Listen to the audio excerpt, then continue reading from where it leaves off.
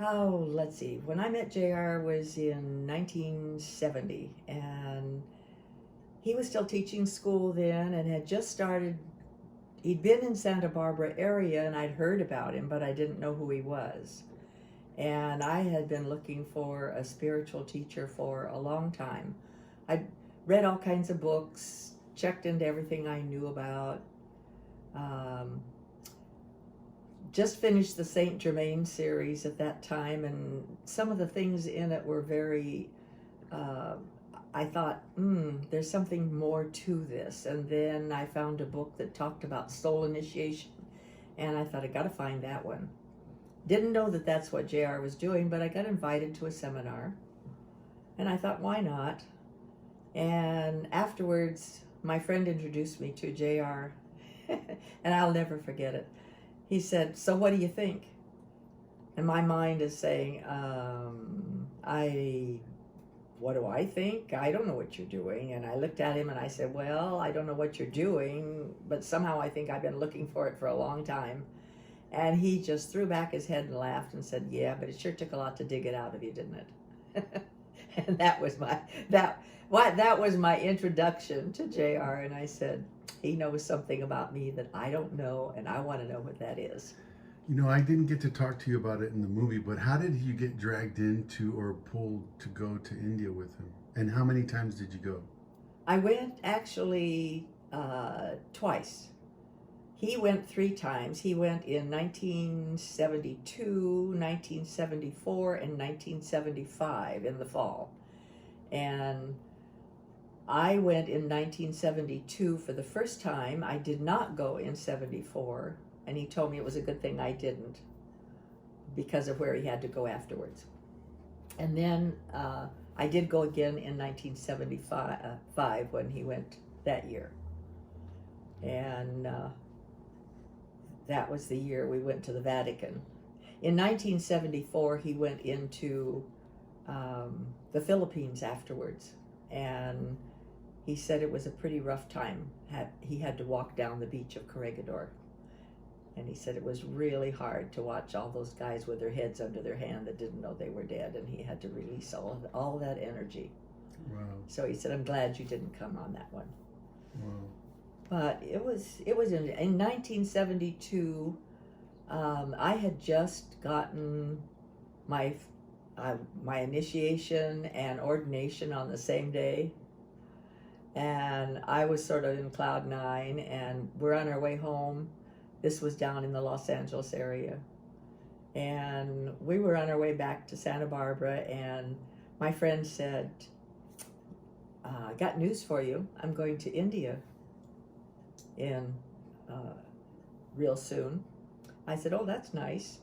She said, I'm going to see Sai Baba, and JR is going with me too. Oh, I'm sorry. And he said, she waited for a minute or so, and then she said, and you could go too if you wanted to. It would be okay. And I thought, who, me?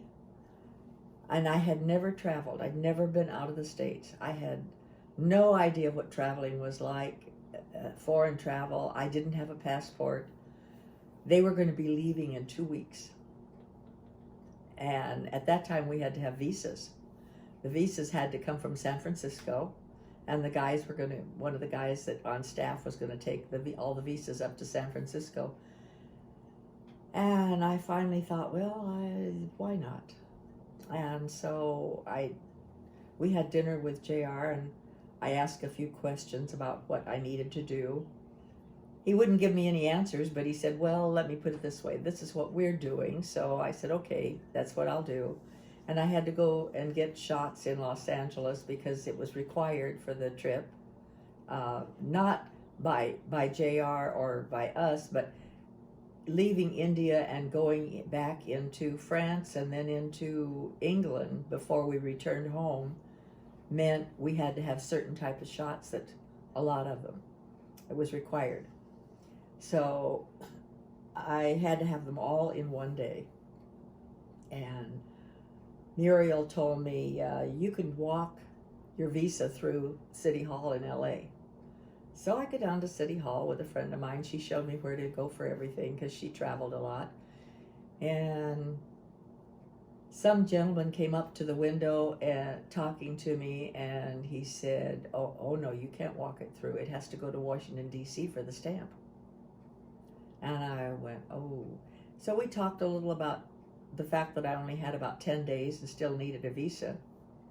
And when I left, he said, do you have a certain amount, like, I'll say $1.95 or something like that. I mean, remember, this was 1972, so money was a lot cheaper then than now. And so he said, do you have exact change? And I said, I think I do. And I gave him what he asked for. He said, I'll see what I can do for you. That was on a Wednesday. And I went to work on Thursday morning, and I came home after work. And I called my friend and I said, are you sitting down? And she said, well, I can. Why? And I said, well, I have something to tell you. My visa was in my mailbox at 4 o'clock the afternoon the next day. Nobody knows how it came that fast. How did it go from Wednesday in 24 hours from Los Angeles to Washington, D.C. and get back into my mailbox? That's one of those miracles of perfect timing. And whether this was Sai Baba or JR or who did it, I have no idea, but it's had to have been a spiritual thing, whatever it was. So that was my introduction to going to India. Wow. And so how did you see the relationship with Sai Baba and JR? How was that? They had a terrific relationship. People did not normally walk up and touch Sai Baba. They sat back respectfully and were only invited up. He invited each one. He invited us in as a group to talk with him, and then he invited each one of us in individually to speak to us. And literally, I think I remember seeing JR just walk up and they gave each other a hug. Wow. I mean, it was just, and nobody did that with. That was on the Baba. first trip? That was on the first trip. Wow. And I remember JR and I were sitting in the floor over in the corner, and he said, watch this really close. And as I'm watching what he's telling me to watch, he's whispering in my ear telling me what to watch that Sai Baba's doing when we were in this little tiny room, a whole bunch of us all kind of jammed up together, all sitting in the floor, and Baba was sitting in a chair. And he waved his hand in the air this way and grabbed, and you heard it before you saw it. And it was a crystal japmala. It's like the Catholic rosary, only in India they call it a japmala, but it's the same thing. The 108 beads and a little tassel on the end was made of crystal, and he handed it to Indra Devi, who was a devotee of his and a world-renowned yoga leader. She wrote a lot of books on yoga. Mm. Yeah, Ishwar, I think, talked about it, that if a teacher goes or a master moves into this space of no space, he can materialize things because he's in that place. Well, that was Sai Baba's thing. He said he would say, this is my Leela, and he explained it as being his fun time. It was something he did for fun to draw people to him.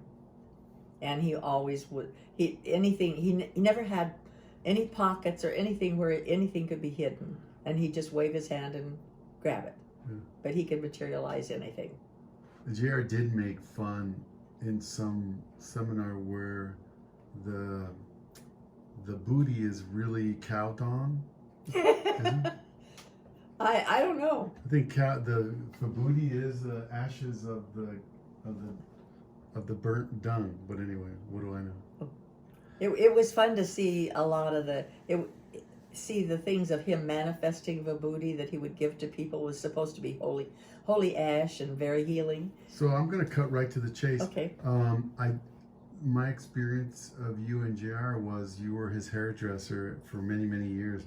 What was the experience of just being able to be with JR for as long as you did the hair? You know, I always considered this my opportunity to give back. I was very considerate, I'd like to say. I always left and left you guys to be by yourselves. Many times you did. Yeah. Sometimes you didn't. When you were doing the filming, we would talk about it a lot of Yeah. times. But yeah, it was. I felt like this was a chance for him to have some space of his own that nobody could interfere with. And to me, it was giving him a couple of hours of just not having to answer to anything. I never asked him questions. I don't know why I didn't. I just never did.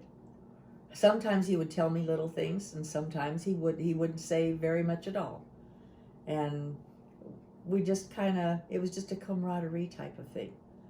I felt like I could give him a little place that he could just call his own for a little while.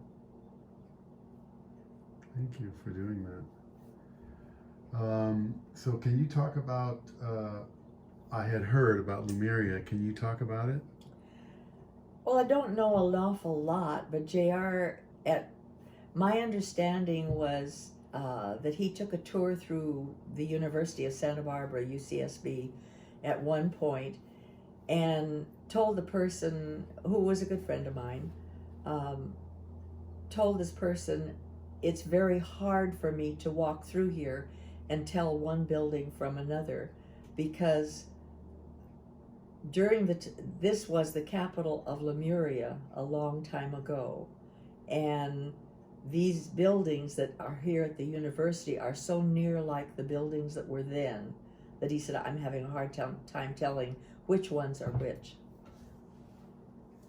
Wow. And I think you have something about the painted caves. Yeah, he was talking about the painted caves one time when after Windermere came along, and he said, you know where the painted caves are, and there is an area up called Painted Cave Road, and there's a painted cave that belongs to the state of California up there, and they gated it off many years ago because people went in and would chip off rocks and stuff trying to take artifacts home. And so they gated it off so nobody could do that. And he said that cave, if the time comes when someone knows how to restore the paintings and they know the tone to chant with each one, it will open the gate to an etheric city.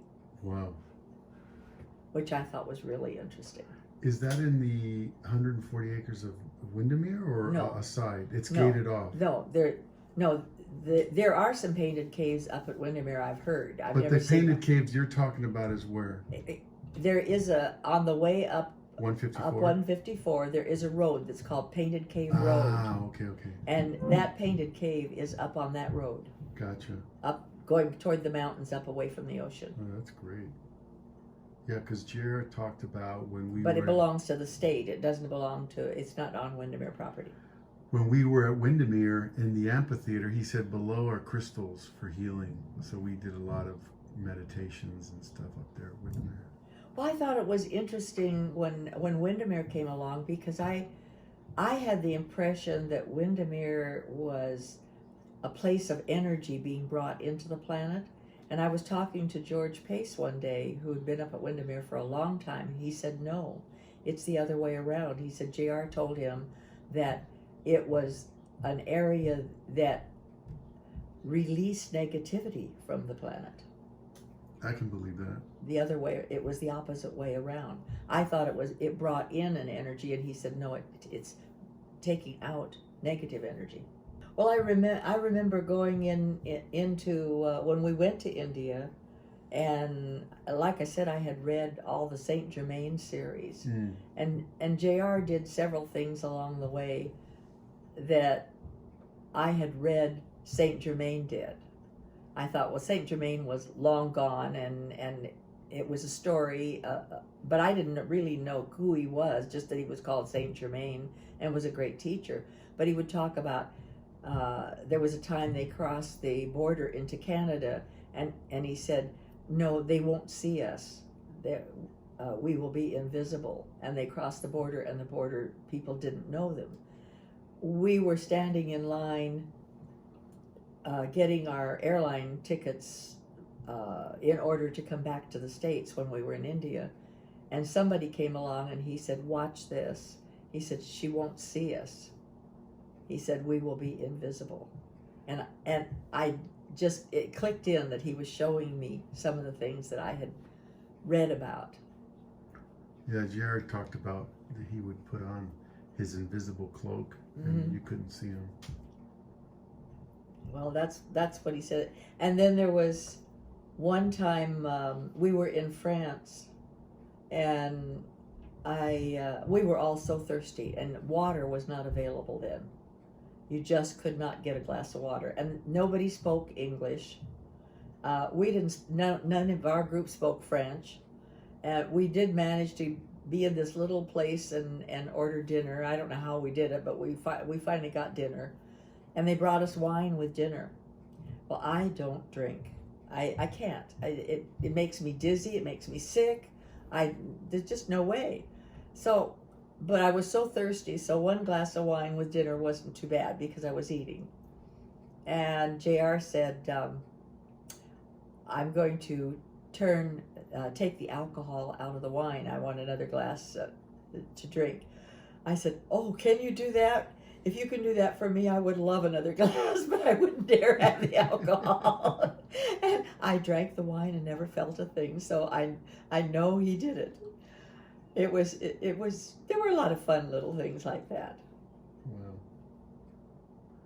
Well, I think this is it. I just wanted to get that information. If there's one more you want to say, otherwise. Oh, I can't really think of anything special that I remember being at his home one time when I thought I had a bad cold, but I had an appointment and I kept the appointment, and I was a mess. I had fever blisters that I'd never had in my life, and I was so stuffed up and running a temperature, and I was such a mess. And he walked out on the porch and he said, you know, you don't have a cold. And I remember thinking, have you got rocks in your head or something? Look at me. And he said, no, you don't. He said, what you've got is oleander poisoning. And then I realized that what I had was an allergy to oleander, and I started taking care of it like you would handle an allergy, and I have never had a cold since. Wow. So we're going to head back now. Do you want to say to the camera anything to JR? Oh, JR, the years that we had together I treasure, and the years we have now I treasure even more.